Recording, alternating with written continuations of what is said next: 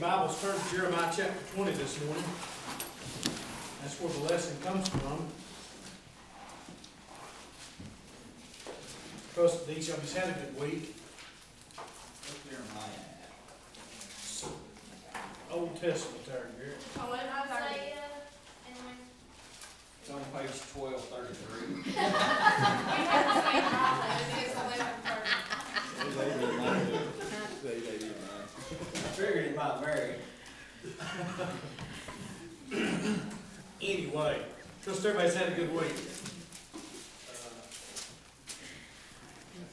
Enjoyed the time we had together yesterday working on that rant over in Poplar Springs. Those of you didn't get to come. Maybe we'll do next time. Other people have to work on Saturdays and that sort of thing. But it's always, there ain't much I can do. I mean, ask Jason, I ain't much help.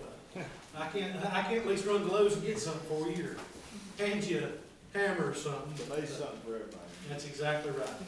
That's exactly right. So,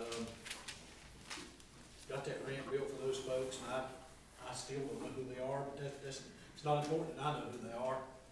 It's that the Lord knows who they are, and so y'all just pray the Lord touch that family, that you take what we did and use it. More importantly, they didn't get witnessed to a couple of different times. So Amen. the door's been open.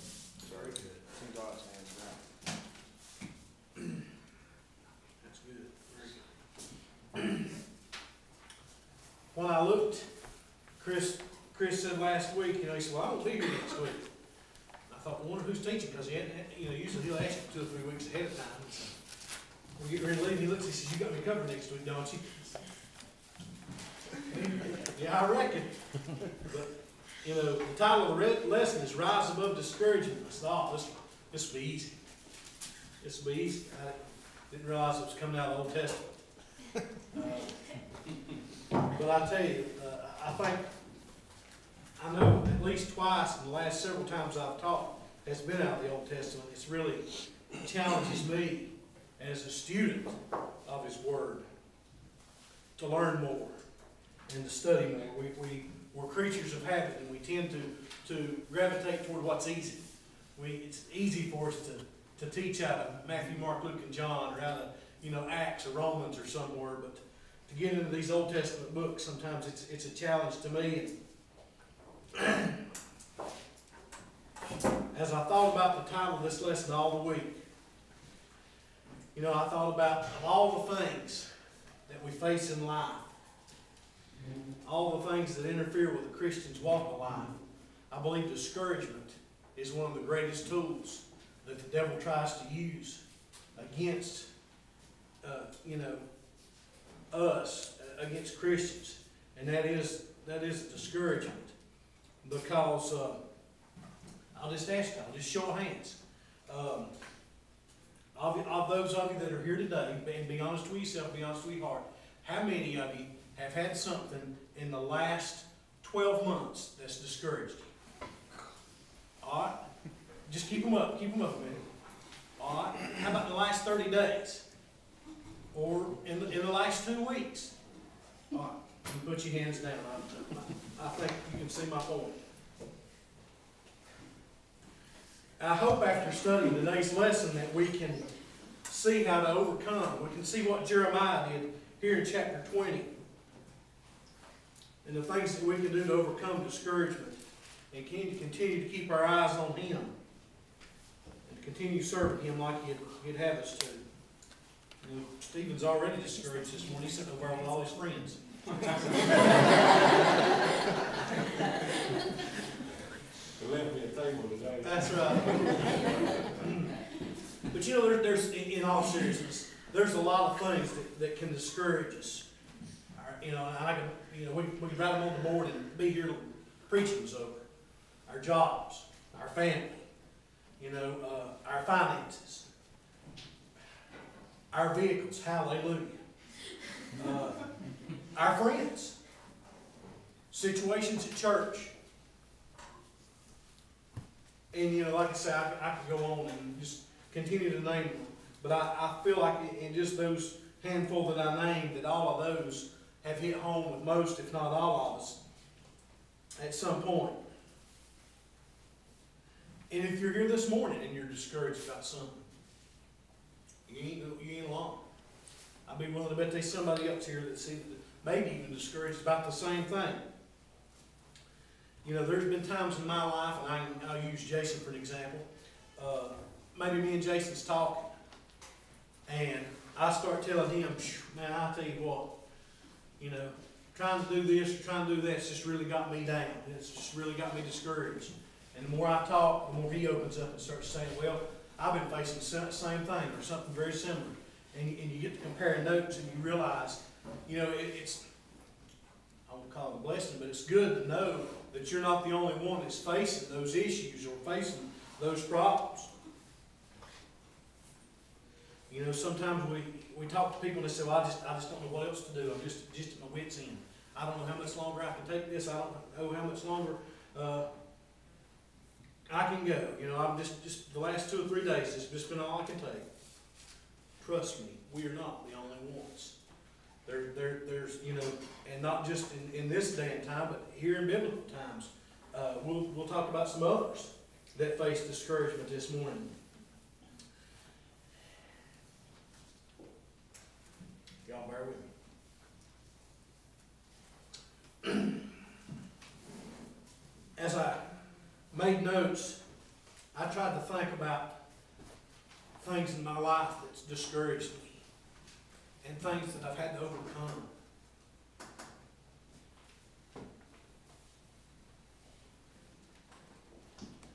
And one of the toughest ones that I can remember in recent years that really had me discouraged and really had me down with my walk with the Lord was 2.5 years ago now. And I still, to this day, have scars from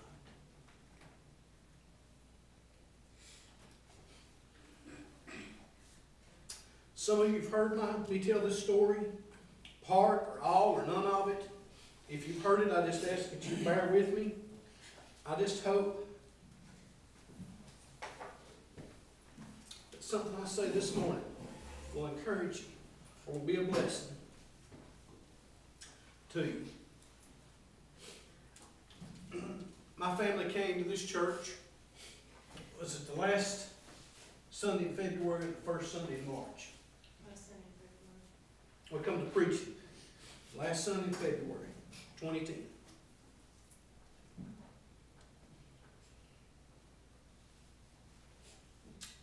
We, being my family, was discouraged.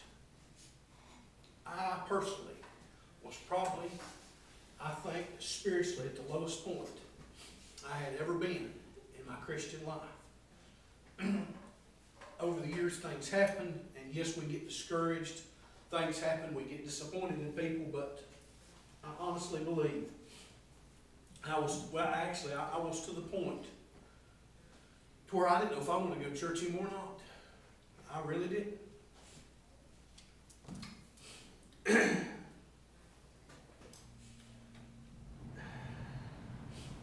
My family had seen, heard, and witnessed things in what's supposed to be the house of God that none of us, I pray that none of you here ever have to go through in your lives.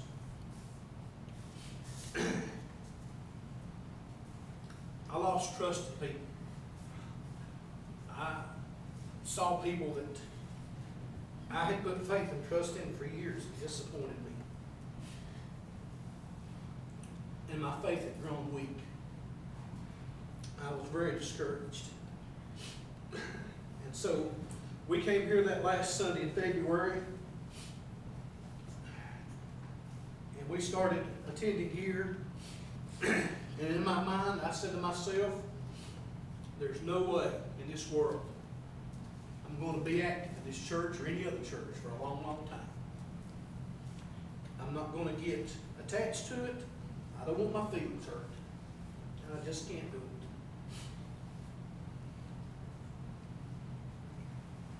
And I'm definitely not going to become a member at any church for a long, long time. I'm just going to go wherever the Lord leads me and attend and just be a church member on the pew. That's all I'm gonna do. And I can't begin to tell you what a different man my God had for me and my family. Within 3 months of us attending here, and y'all don't think that I'm saying this because of me, because I'm not. But within 3 months, I have been asked by, to me, two of the greatest teachers in this church to teach their class in their absence, Gary Emmerich and Chris Carter. And I thought, why me, Lord? Because there's lots of other people in this church that know a lot more about the Bible than I do. And there's lots of people in this church that's definitely a better Christian than I could ever be. And I just don't understand, Lord. But I tried to be obedient to him. I was humbled by their trust in me. And I was encouraged by the fact that they was willing to put their faith and trust in me to fill their class. And since that time, the Lord has continued to bless us here. And within 5 months' time, we became members of Pleasantville Baptist Church. Jason and I have talked about this. I've talked to several people. I feel beyond the shadow of a doubt, I'm exactly where God wants me to be at this point in time in my life, as far as where He wants me to attend church, where He wants me to worship. And within the last 30 to 45 days, I've seen Him use my wife to teach a woman's adult Sunday school class, something I thought would never happen. It's just, if you know my wife, it's just not her. That's just not, she's forgotten more about the Bible than I'll ever know. That's not the thing. She's just not one to get up and stand up where I'm at and try to talk, you know.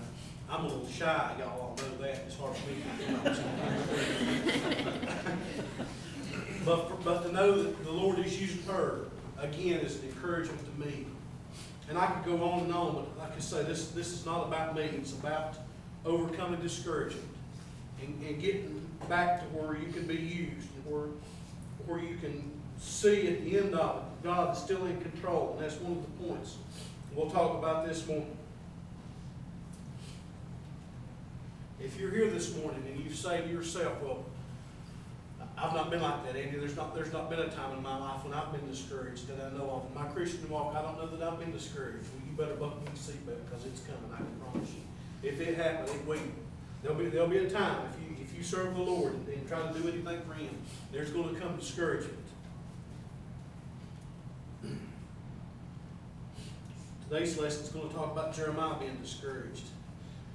And like I told you earlier, he's not the only one in biblical times that was discouraged or faced some other form of adversity. You know, we see that fear made Abraham lie about his relationship with Sarah. He did it on 2 different occasions. He told him that she was his sister. The first time was to Pharaoh, and the second time was to Abimelech. Both times he feared that he was going to be killed and his wife was going to be taken.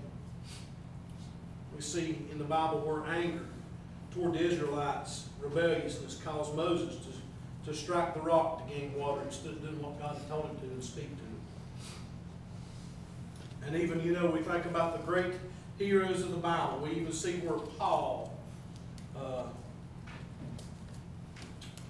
once when his life was threatened, where Christ appeared to him to encourage him and to promise him that he would reach Rome, be able to preach his word. So, you know, there's multiple examples all throughout this Bible of where people are going to get discouraged. And today's lesson talks about 3 things, and the first one says to expect discouragement. And we're going to start reading in chapter 20, verse 1. It says, Now Pashur, the son of Immer, the priest, who was also chief governor in the house of the Lord, heard that Jeremiah prophesied these things. Then Pashur smote Jeremiah the prophet, and he put him in the stocks that were in the high gate of Benjamin, which was by the house of the Lord. And it came to pass on the morrow that Pashur brought forth Jeremiah out of the stocks. Then said Jeremiah unto him, The Lord hath not called thy name Pashur, but Magor-Mizraim. For thus saith the Lord, Behold, I will make thee a terror to thyself, and to all thy friends, and they shall fall by the sword of their enemies, and thine eyes shall behold it. And I will give all Judah into the hand of the king of Babylon, and he shall carry them captive into Babylon, and shall slay them with the sword. Moreover, I will deliver all the strength of this city, and all the labors thereof, and all the precious things thereof, and all the treasures of the kings of Judah will I give into the hand of their enemies, which shall spoil them, and take them, and carry them to Babylon.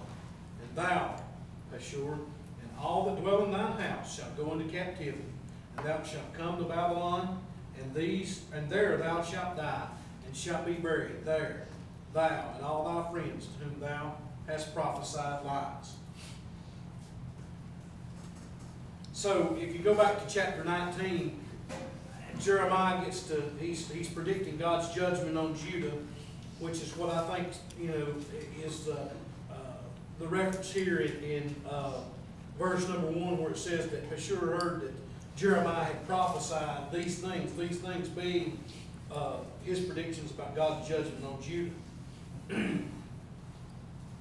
So we see in verse 1, Pashur here was he was a priest and really should have welcomed Jeremiah into the temple. Instead, he accused him of false prophecy. And as a result of that, he done two different things. He took two drastic measures to try to have him silenced. The first thing, it says here that in verse 2, he smote him, or he had him beat. Secondly, it says that he put him in the stocks, so he had him in prison, he had him shackled, he had him chained up. Now, if I understood what I read this morning as I was finishing up and I'm talking about this, the way this took place, in that day, the law stated that those that were falsely prophesying were to be killed. But for some reason, Pashur here did not have Jeremiah killed. He had him beat, and then he had him shackled. So there he is shackled. He couldn't move. You think about that. Well, he was handcuffed, or he was put in a jail cell, or whatever. But he was put in the stocks, so he couldn't move. Imagine being in the same place for a long time. You're going to wind up probably having cramps in your legs, arms, or somewhere. You're going to get tired. And then the humiliation of having to lay your own waste, depending on how long you're in prison, how long you're there. But it says in verse 3 that it came to pass on the morrow that Pashur brought forth Jeremiah out of the stocks. So he didn't leave him in there but a day. And, I hadn't been able to find the significance of why he just kept him one day. Unless it was just the Lord's will. That's what he wanted to have Jeremiah to do here.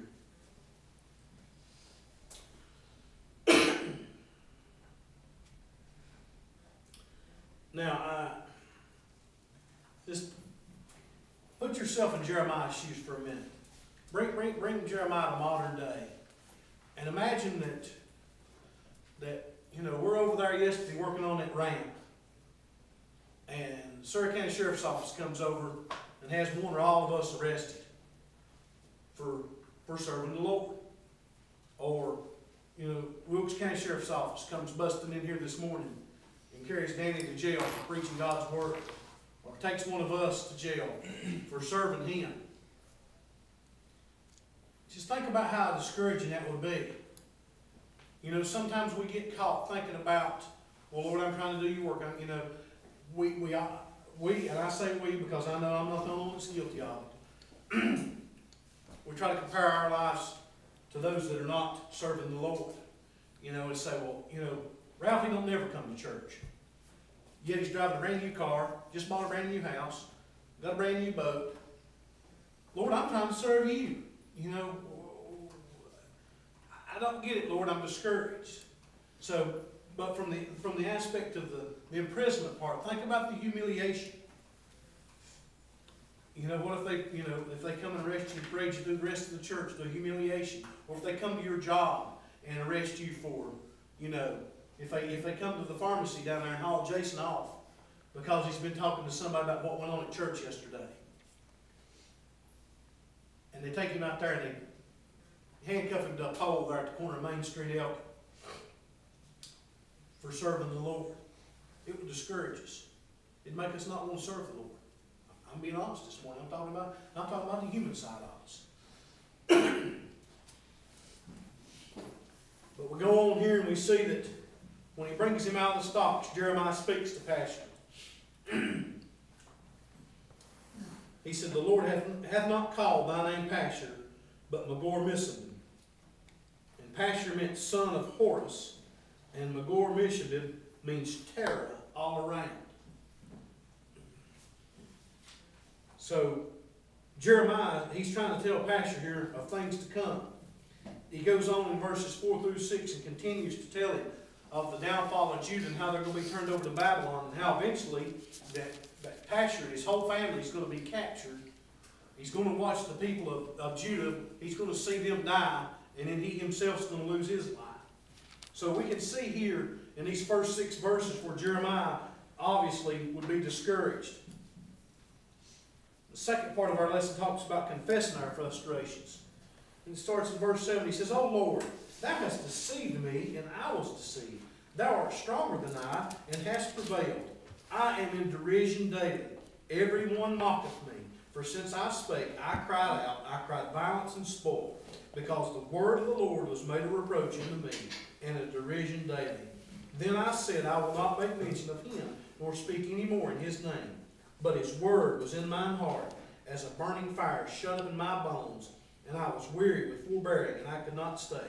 For I heard the defaming of many, fear on every side.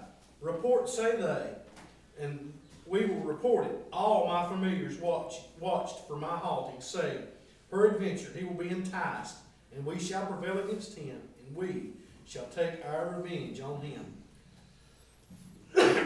So we see here where Jeremiah he says, Lord, you deceived me. You have deceived me, and the term derision means ridiculed and scorned. So here we see a prophet of God that's accusing God of deceiving. You know, like I say, he was discouraged. He'd been ignored. He'd been ridiculed. He'd been beaten. He'd been scorned. He had been imprisoned.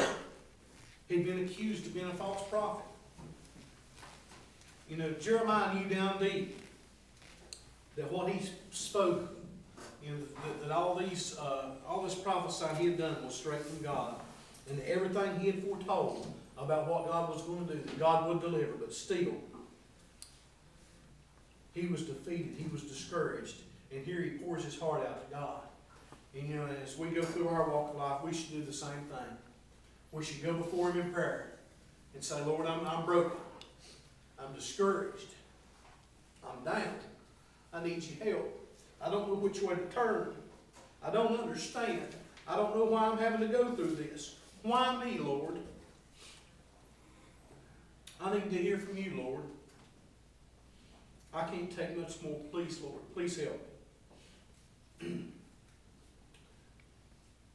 We need to confess our frustrations. And the lesson asked a question. It said, why would we make it a point to be transparent with the Lord, given that God knows everything anyway?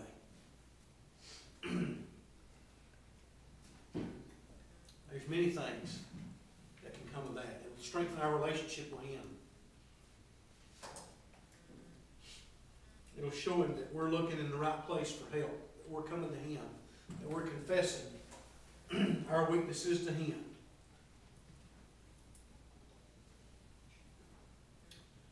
And I think so many times we try to keep our discouragement in and don't confess it to Him and don't tell Him what's bothering us. But we need to do as the lesson has said here. We need to confess our frustrations. And sometimes it's easy to get frustrated. It's easy to get discouraged. But we just need to carry them to Him. He even goes on down, in verse 9, he says, I will not make mention of Him, nor speak any more in His name. So, in his own mind, it was like he was saying, I'm done. But then I caught what he says here in the last half of the verse. He said, but His word was in my heart as a burning fire. And I have to ask myself this morning, is His word a burning fire in my heart? If I became discouraged and came to Him, and if I said, the situation I talked about, if I had listened to me, and I had done what I wanted to have done, can I say that I had a burning fire in my heart of His word? And my answer would be no, not like it should be. Not like it should be. He goes on in verse 10, he talks about how his family and his friends and everybody that knows it is watching his life. And they're watching him. They're waiting on him to fail. They're looking for him to fail and to quit on God. Just like these neighbors of ours. There's friends of ours. There's family members that's watching our lives right now, wanting us to fail. You say, I don't have anybody in my family like to see me fail.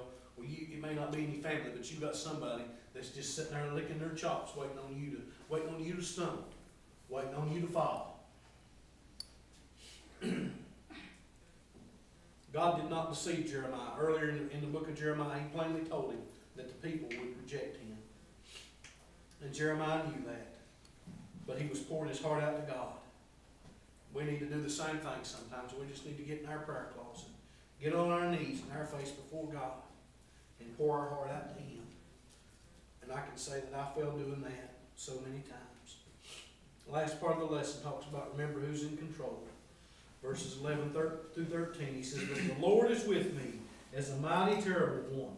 Therefore my persecutors shall stumble, and they shall not prevail. And they shall be greatly ashamed, for they shall not prosper. Their everlasting confusion shall never be forgotten. But, O Lord of hosts, triest the righteous, and seest the reins. In the heart let me see Thy vengeance on them. For unto Thee have I opened my cause. Sing unto the Lord, praise ye the Lord, for He hath delivered the soul of the poor from the hand of the evildoers. Boy, that's a stark contrast of what we just read in verses 6 through 10. Jeremiah here, I think, is quick looking at what he's supposed to be doing through his eyes, through his downfall, through the issues he's had, and he's trying to look at what God can do and how He can use him. He got to look at God's greatness and His power. That's the only way we can keep our difficulties in perspective, is to quit looking at them through our eyes and look at them through God's eyes and look to Him to help us. And as I talk to people that are struggling, people that have come up, and say some of what we've already talked about this morning about, well, I'm struggling with this, or I just don't understand that. That's the one thing I always try to do. Is number one is try to pray for them, but always tell them to remember. If they're a child of God, to remember who's in control of their life. We have no control over it. Sometimes we try to control it, but we need to put our faith and trust in Him and to seek Him in everything that we do. And we need to do just as Jeremiah talks about here in verse 13. He says, sing unto the Lord, praise ye the Lord, for He hath delivered the soul of the poor from the hand of evildoers.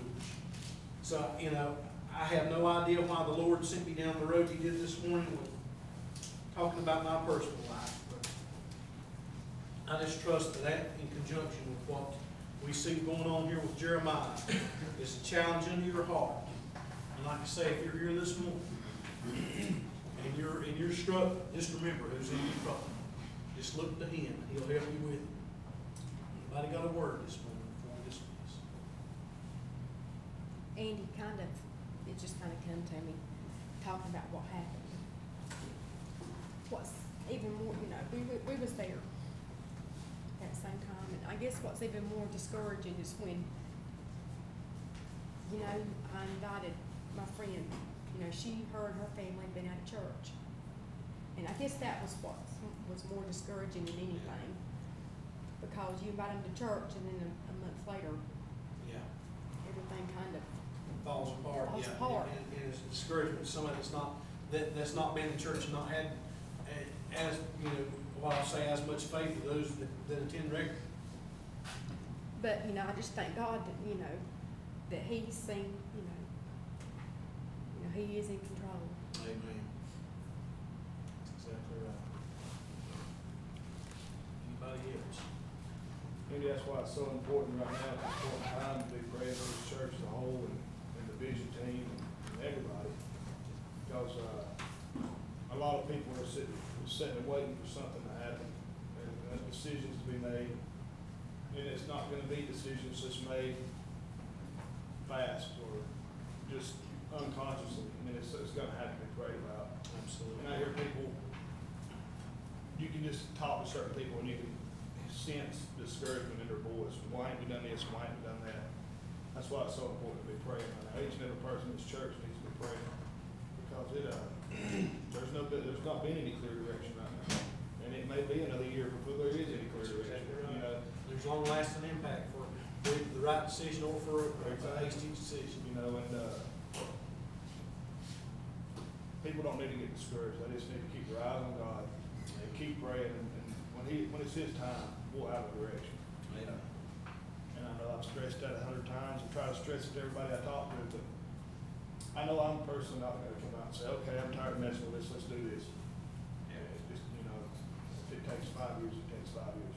So we gotta wait on God.